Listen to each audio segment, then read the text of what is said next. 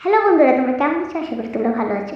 তো আজকের ভিডিওতে আমি শেয়ার করব এই সিজনের আম কাঁঠাল দিয়ে মুড়ি মাখা। তো আজকে তোমাদের সাথে শেয়ার করব আমার আম কাঁঠাল দিয়ে মুড়ি মাখা। তো ভিডিওটা দেখো।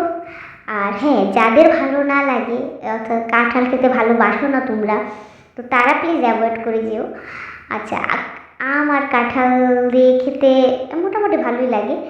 তো তার সাথে অ্যাড করা হয়েছিল গুঁড়ো দুধ, যেটা এভরিডে। তারপর ছিল চিনি, তারপর মুড়ি। মুড়ি তো লাগবেই, মুড়ি তার সাথে চিড়া। তো সব কিছু মিলিয়ে খেতে ভালোই ছিল।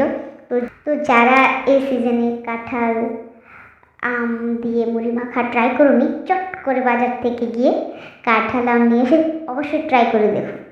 অবশ্যই কমেন্ট আমাকে বলবে কেমন লাগলো। আমি অপেক্ষায় রইলাম। কিন্তু আজকের জন্য এই পর্যন্ত। Bye bye.